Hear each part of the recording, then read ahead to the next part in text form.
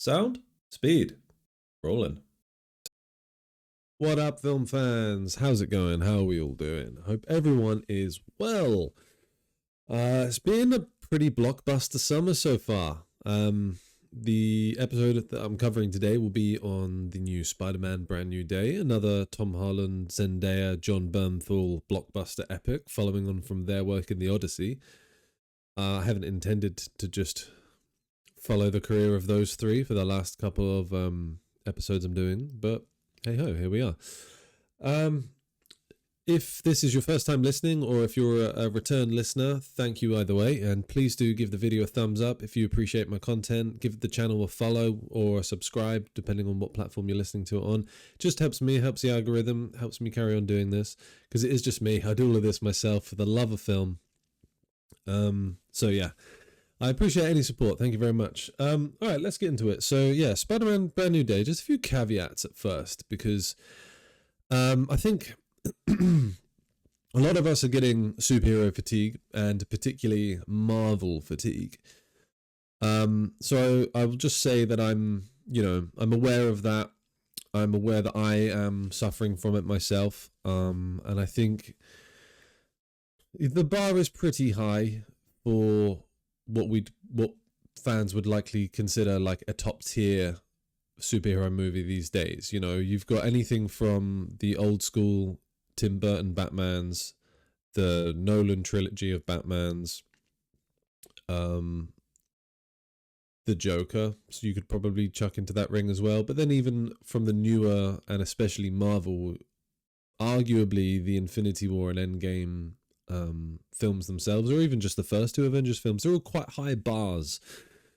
And a lot of, for me, why I get superhero fatigue isn't just the this is going to sound really rude, and I don't mean to start off on a negative foot, but I'm tangential and I'm going on this tangent. So is not necessarily just the laziness of a piece of writing in and of itself. And what I mean by that is, like, you know, lazy dialogue. A good example would be from The Rise of Skywalker, the infamous somehow Palpatine returned explanation. That would be an example of lazy writing in and of itself. But what I mean by lazy writing on a sort of more macro scale, just in terms of the beginning, middle, and end layout of a film. So often with these superhero films, I don't even know if I could name you an example where it's done, where it's not done in a superhero film, because it's done in all of them. Like, look at The Dark Knight Rises. Okay, so this is the, sorry, let me explain first the lazy format. Is we start the film, with the superhero. If it's the first one of them, it's, them learning their powers. And if it's a sequel, it's them using their powers, maybe trying out some new techniques, doing some more low-level street crime type mission, let's say, for a superhero. And then we get the villain, and then, we get the love interest or whatever, the side story, and then we get the first interaction with the villain, and it doesn't go well for the superhero, and they have a crisis of confidence, and they, lose the ability to use some of their powers or whatever. And then they go through an arc of, like, redemption, and then they defeat the hero. They defeat the villain. And that's every superhero film. The Dark Knight Rises, Batman is away. So that's a slight twist on what I said before about, like, it starts with the superhero knowing their powers. Batman has already had that with The Dark Knight. He's had that, he's doing his street level crime. He finishes off the Scarecrow in The Dark Knight, and then in The Dark Knight Rises, he's in hiding. I know, but the point is, he comes back, and then he gets messed up by Bane, right? And then he has his redemption arc, and then he comes back and defeats him. And that was, okay, so spoilers alert, spoilers galore for Spider-Man Brand New Day. That was kind of one of my biggest problems with it, is that it still just did the generic like beat for beat, what are the major plot points of the story, right? So you can decorate them differently, but ultimately the plot points were let me do it this way. He starts with his powers and street level crime, lower level sort of to the story. Then it builds up, and at some point the villain like knocks him off his kilter, and then he comes back and saves the day. Like it's what happens. And I just feel like after the third one, No Way Home, and the whole kind of like factory reset thing they did with Spider-Man, they kind of had an opportunity to really do something different. And in a way, I'm kind of glad they didn't, because I'll come on to it more in a minute, but one of the strongest points of the film for me was all the stuff with MJ and Ned, his love interest and best friend. That was some of the best bits of the entire film. The chemistry between those three is amazing. Obviously Tom Holland and Zendaya are married, so that's going to be good chemistry. But they do it all well. All their scenes seem really genuine. But they had the opportunity to do something completely like not seen, at least in a Spider-Man movie, because we've had 9 live action Spider-Man or more if you count the Avengers and stuff. I counted out this the other day. So you've got the 3 Tobey Maguire ones, and then you've got the 2 Andrew Garfield ones, and then you've got, let's add another one on there. So it's 1 Tom Holland, 2 Tom Holland, 3 Tom Holland, 4 Tom Holland. That's 9 just on their own, and then you've got the Civil War, and then the 2 Avengers ones. So that's, my math is terrible, 12? It's a lot. That's a lot. And you had the opportunity to do something totally different. And they kept it. But then I am also self-aware enough to say that, like, what is the alternative to that superhero storyline of, like, superhero starts out good, gets rocked by the villain, and then has a comeback? I don't know what the alternative is, really. And if I thought about it, if I think of it, I won't say it on here because I'll want to write a script with that. But the point is, Disney has enough money and enough, power that they could say to a team of writers, like, let's write something truly groundbreaking. But they didn't. They sort of did a paint by numbers thing. I am going to get on to saying good things about this film. I did enjoy it for the most part, but this is where the train of thought went at the start of the podcast. So I just thought I'd ride that wave while I was on it. Sorry, I'm still slightly getting over this crazy chest thing I've had, which is why I've been a little bit absent with some of the regularity of the episodes lately. But you don't need to know any more about that. Point is, I'm getting better. Let me consult my notes because I've distracted myself. Okay, yeah. So the emotion between, like, oh no, that's what I was going to say. Actually, Tom Holland did say in an interview, he was discussing the Odyssey, and he said that sometimes with these Marvel films, what the writers and things will do, or at least the producers, is they'll have an idea for the action set pieces first and, like, shoehorn them into the story. And he said that that's always to the detriment of the character. And that is my biggest issue with this film, is that, like, the action set pieces are all great. I'll get onto those in a bit. They are all very good. It does feel like that. It feels like they had the basic beats of what they wanted the story to be, the ones I've gone over and over again in the first, like, 10 minutes of this. And then, because they knew that they wanted to do certain fights and stuff, and then they didn't really give enough time to certain things in the film, like certain emotional weight to things or characters and stuff. Like I said, the best parts of the film is when they were letting, like, Tom Holland and Peter Parker and MJ have their moments together, where Peter Parker's carrying all this emotional weight of knowing full well that they were in love and he's still in love with her, but she can't remember who he is. and he's like hiding all of that behind his eyes while trying to, you know, like they have all the, and then when, okay, so again, spoilers, when MJ, you know, knows who he is again, or at least he's told her who he is again, even if she can't remember, those moments are really lovely and touching. But they are all kind of like, they are very much the subplot, and by like 2/3 of the way into the film, it's kind of resolved largely.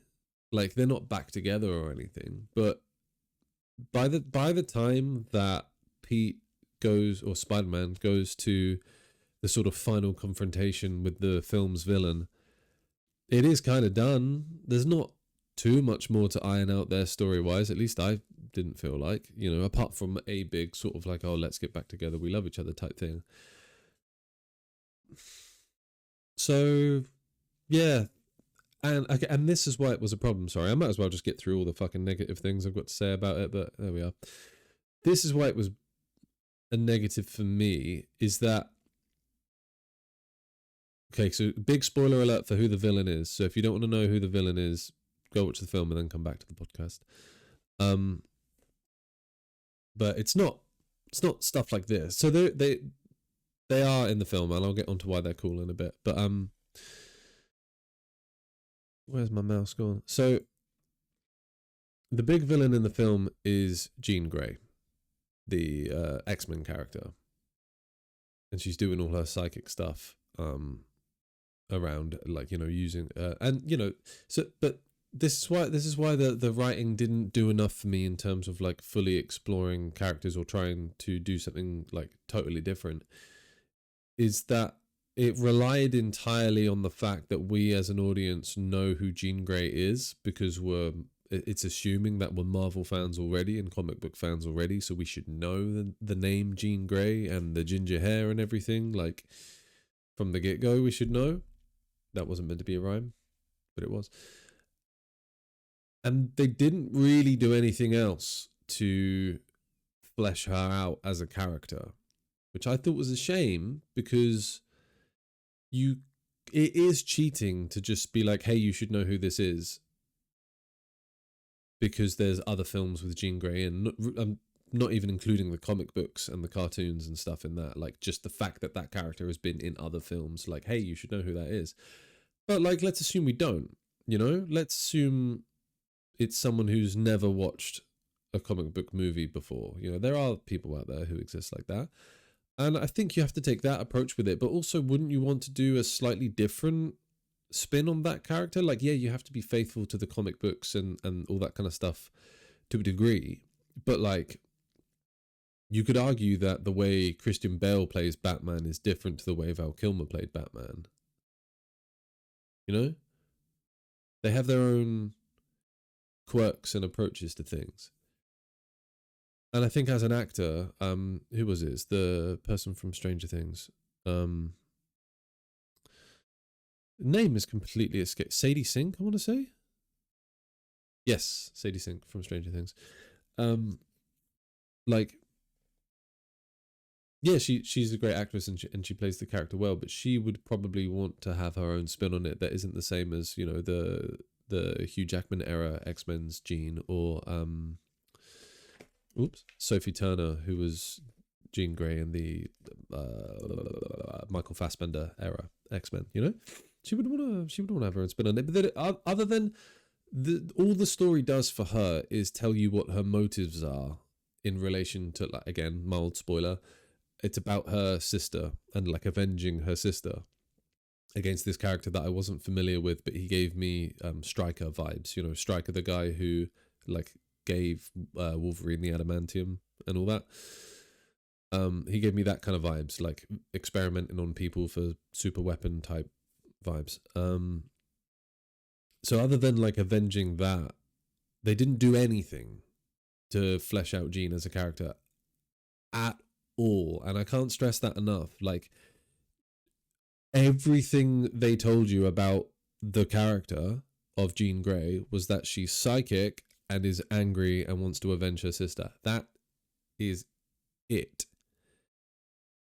So like, by the time the things with MJ and Ned were, well, Ned gets a little thing at the end, but like by the time the things with MJ were wrapped up and all that emotional baggage had sort of like landed, I didn't give a shit about the stakes moving into the last like third or last quarter of the film. And I know that sounds harsh, but that is a fault of the writing. Yeah, I wanted to see how it paid off. Of course, I wanted to see an action sequence, another one involving the Punisher and Spider-Man on the screen. Like, yeah, that is largely why we're paying to see these Marvel films. But like, my friends asked me, I was the first of, not like that was a fucking big win, but like I was the first of one of my groups of friends to watch it. And I put in the group chat, like, I'll just come out of this. And they were like, out of 10, what would you give it? And my gut reaction said 6. Maybe it's a 7. Maybe it's a 7, but my gut reaction was 6, and I really enjoyed the film, so maybe it is a 7. But like, critically speaking, if you're gonna call, what is a very good example, The Good, the Bad, and the Ugly, if you're gonna call that a 10 out of 10, which I would, or what's an even probably more agreeable example, The Shawshank Redemption, if you're gonna call that a 10 out of 10. Then I don't think you can call this a 8 or a 9. To be honest, I'm not really into doing reviews, especially out of like numbers and stars and stuff. But you know, that's the way the world is. Because of the points I said, like you can't give it an 8 or a 9 because it had the opportunity to do something totally wild and left field with the fact that they hit the factory reset on Spider-Man at the end of the No Way Home one. And all they did was just like sidestep back into the way things were. So all of the events of the third one are irrelevant now, largely. Yeah, and they didn't, and it was a really awkward shoehorning in of like drip feeding in the X-Men into the MCU via Jean Grey to the detriment of her character. We got absolutely nothing from her. And you hire someone of the caliber of Sadie Sink and you give her nothing to do. Apart from be like, I'm trying to avenge my sister. I will. Okay, so let's start talking some positives because I've slagged it off for 18 minutes now. So while I've got this on the screen, then these are the hand ninjas. Are they ninjas? But they work for the hand, whatever. I will say quickly as well, actually, that my I'm not a full comic book aficionado, by the way. There are much more educated people than me that can come out and say, you know, this film is amazing because of these reasons, like relating it to the comic books. And okay, cool. That's, you're allowed your stance and your opinion on it. I just come on this channel, I come purely from the aspect of, is it a good film and what makes it a good film or what is holding it back? In my opinion, these are all opinions. And it's called Chat and Script. So if you want to chat back, then get in the comments, and I will reply to you, and it will be a conversation. Where was I going with that? So yeah, I come from it just purely like what are its merits as a film. So I don't know tons about The Hand, actually, because a lot of my experience and knowledge of comic books comes from watching Fox Kids as a child. If people are familiar with this channel, it had like, so obviously the stuff you can see on the screen there, but it had like a lot of Spider-Man and a lot of X-Men and a decent amount of Avengers stuff from what I remember. And that's where a lot of my sort of comic book love and knowledge comes from. It's just that kind of stuff. But I wasn't allowed to I wasn't allowed to buy and collect comic books as a child. That was considered not a good use of the money. So there we are. So I don't know tons about The Hand, but what this film does do well is all that sort of street level Spider-Man crime things that I was talking about before. Like how he can jump between interacting with Frank Castle, the Punisher, to Mark Ruffalo, to Yelena in the Russian bathhouse bit. Um, that that all felt really like how the games felt as a child. Like I had the old Spider-Man PS1 game, and did I have the? Yeah, I think I had PS2. The second one to that as well, where you would literally just swing one mission, you'd be fighting Rhino, and the next minute you'd be interacting with Venom, and then I had the PS2 game of the Sam Raimi movie, which was so good and really underrated, I thought. And more recently, the one that came out on PS4 like a few years ago, and since we've had the Miles Morales one and now the second one. I haven't played the Miles Morales one or the second one to that, but I really enjoyed the first one.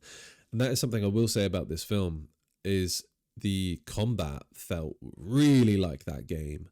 And I think that was the intention. I'm pretty sure I've heard Tom Holland say in an interview that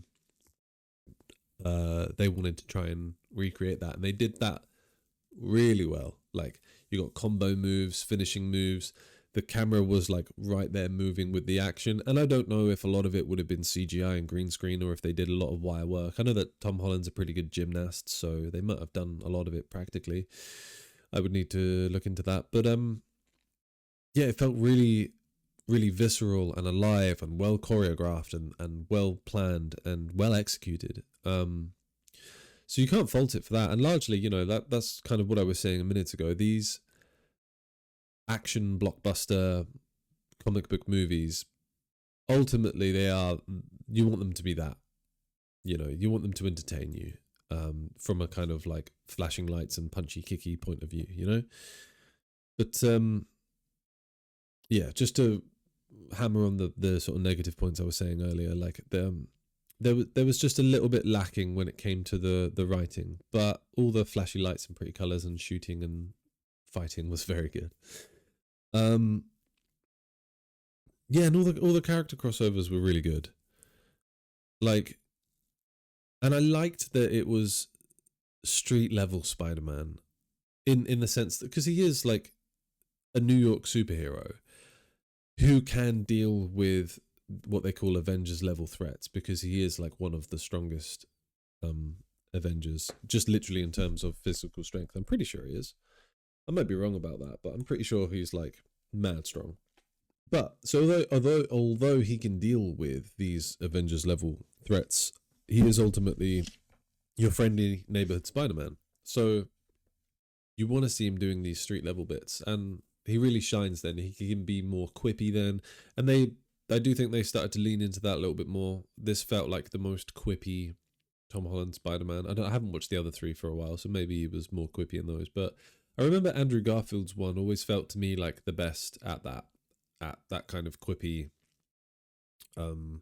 yeah, like taking the mickey kind of Spider-Man when he's fighting criminals and stuff. But that again might just come down to the writers. So, of which on this one, by the way, they are the same two writers that have written all three of these Spider-Man, all four of these Spider-Man films with Tom Holland. It's Chris McKenna and Eric Sommers. So, sorry if that sounded like I was slagging you guys off, but those be my opinions. And I'm sure you're being paid well by Marvel, so why the fuck would you care what I think? Wow, I may have actually said all the good things that I wanted to say already. The notes I've got for the good things is the street level Spider-Man, the character crossovers to the Punisher, Hulk, etc. The combat felt most like the games, and the emotion between Peter, MJ, and Ned. So yeah, I spent way more time slagging it off than praising it. But what it is doing well is none of those character crossovers feel awkward or wedged in. Like, being able to take the Punisher from his like R-rated stuff, or 15 or 18, whatever the rating is of the Punisher stuff, and all the swearing and all the violence and all that, and then bringing that into a very like family friendly kind of Spider-Man vibe, that didn't feel awkward. It didn't feel like they were changing Frank Castle too much. He still felt pretty genuine. Wasn't swearing as much, of course, and the one time he did, he gets webbed in the mouth, which is pretty funny. But yeah, and then the Hulk stuff felt good. Here's actually something pretty cool. Okay, so this might be cool about the writing, actually. And I didn't realize this myself. I saw it online, in like a meme format, so I can't credit whoever came up with it. But with Jean Grey's psychic things, like, again, mild spoiler, at the end of the film, she does this like big freeze thing and freezes all the people around the place she is within like a 3 kilometer radius or something, and they all get like psychic frozen, just like Professor X used to do in the Patrick Stewart one, you know, in X-Men. And during that freeze, everyone else is kind of like literally, you know, not doing anything because they're frozen, but MJ starts crying, and it's speculated that that is her remembering like Peter Parker, because obviously at the end of the third one, Peter Parker gets erased from everybody's memory. And then the thing that makes Ned realize it is the handshake thing at the end. That one's obvious, but back to the psychic thing is when Jean Grey goes into the Hulk and Bruce Banner, he's Smart Hulk, and then when he comes, when she loses control of him, he goes back to like Angry Hulk and freaks out more and gets even bigger because he's like remembering his old self. It's something to do with like Jean's powers sort of corrupting you know, changes in memory or changes in the neural pathway or whatever, and reverting Bruce Banner and Hulk back to Angry Hulk as opposed to Smart Hulk. And then the thing with MJ is that she's reverting her memory back to before the Peter Parker erasure, and they never like fully explain that in the film.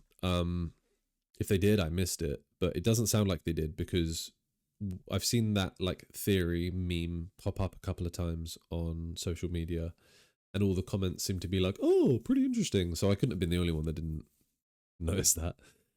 And if that was intended by the writers, then well done. I stand by all the other points I said, though. Yeah. Anyway, so with the trailers and stuff of this film, again, I thought they were going to do something pretty bold and drastic with the writing, and I don't dislike the film. No. So the Man Spider teases, right?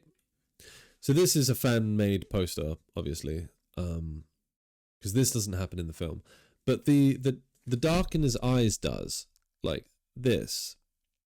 This happens quite a lot. It's in the trailer, so I'm not spoiling anything, but it happens quite a lot. And how they justify it is, it's something to do with his arachnid DNA increasing over his human DNA, and it causes different side effects. Like he gets the organic webs, like the Sam Raimi, Tobey Maguire Spider-Man has, as opposed to needing the cartridges.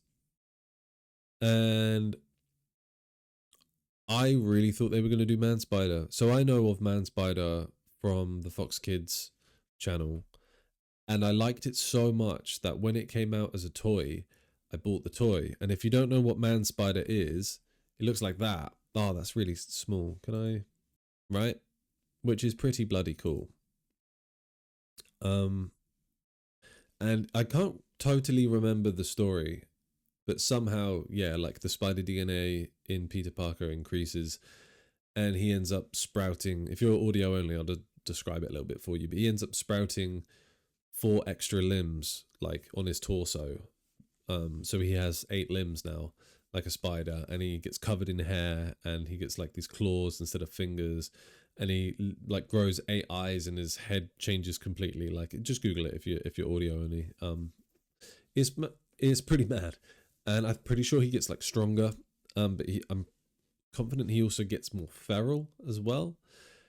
So I thought that this film, we might have like a team up of like, because of the people that they advertised in the trailers, we knew that Bruce Banner and Hulk was going to be in it, and we knew that Jon Bernthal, Frank Castle, the Punisher, was going to be in it. I don't know why I named him 3 times.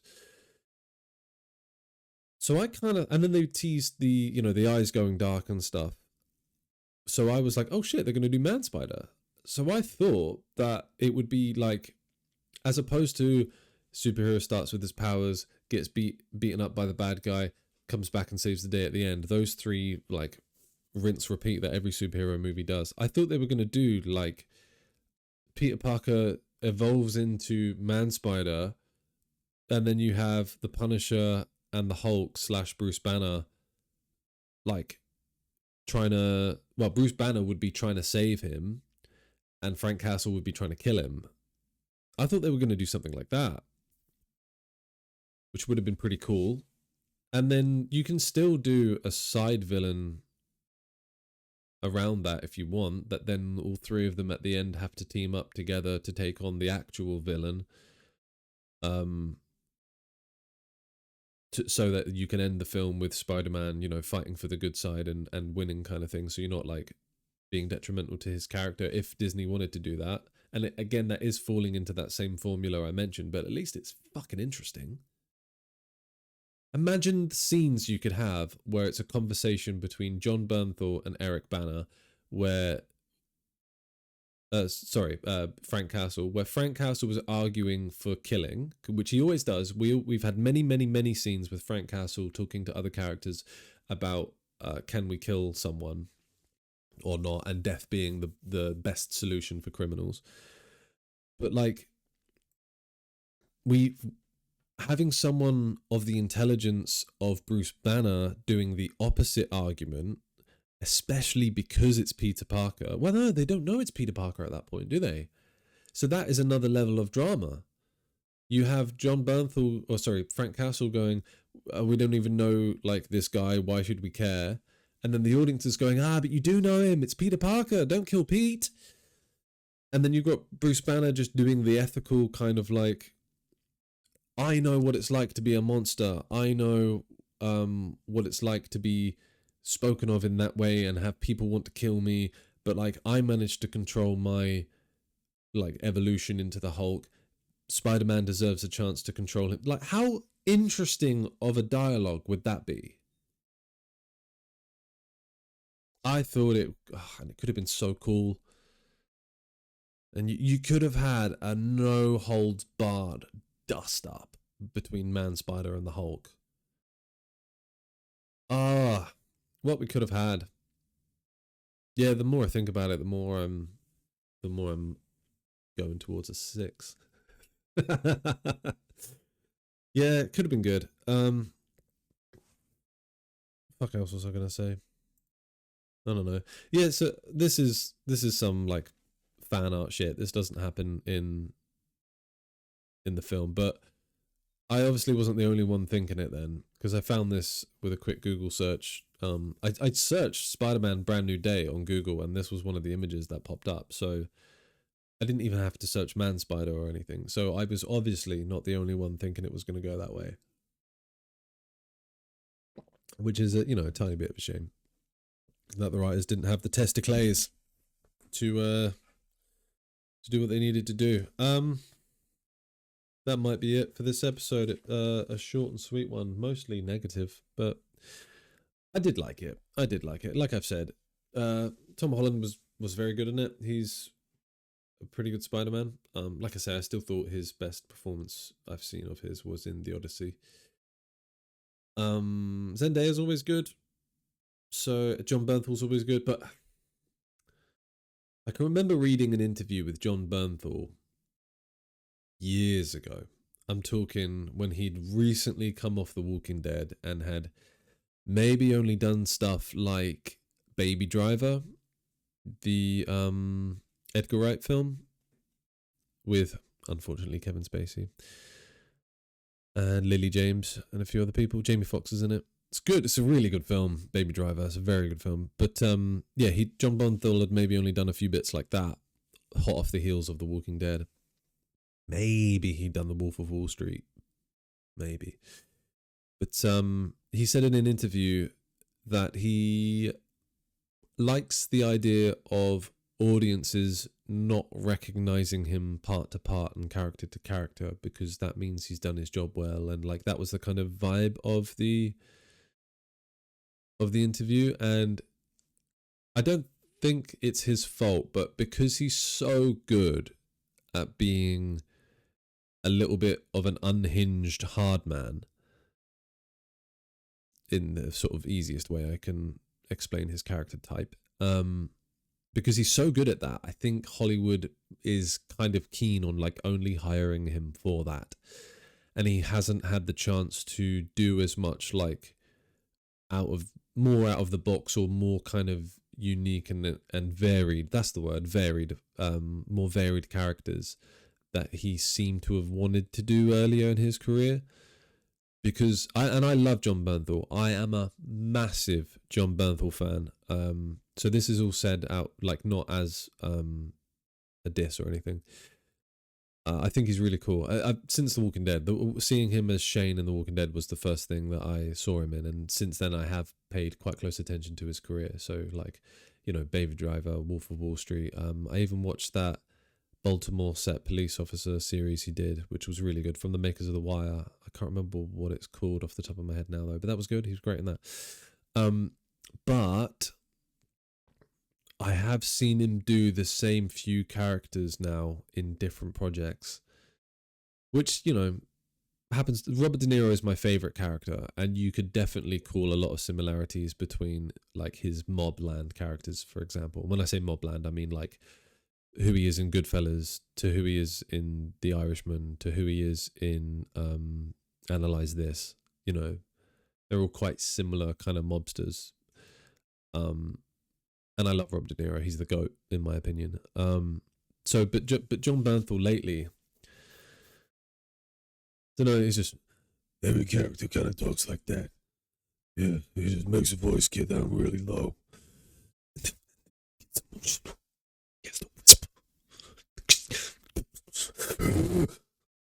Sorry, that's my Jon Bernthal. And I love the guy, but like he's done that a lot lately, and that's probably just because Hollywood has been like, "Hey, you're good at this, do this, and we'll give you millions of dollars." And he's gone, "Yeah, do that," And fair play to him. Make your bag. I would. But he's good in it. He's good at. Ultimately, the point I was making there is he's good in this film. So is Mark Ruffalo. Mark Ruffalo is class in this film, as is he always. And have you noticed how, because Mark Ruffalo has certain political opinions, he has not been allowed to do any press tours or junkets or promotion at all for this film, despite being one of the main cast? Funny how that works. Anyway, I'm going to wrap it up here. If you're new to the channel and you enjoyed any of that, please give the video a like. Please give it a thumbs up. Please subscribe to the channel. Get stuck in the comments. And yeah, peace. Thank you very much.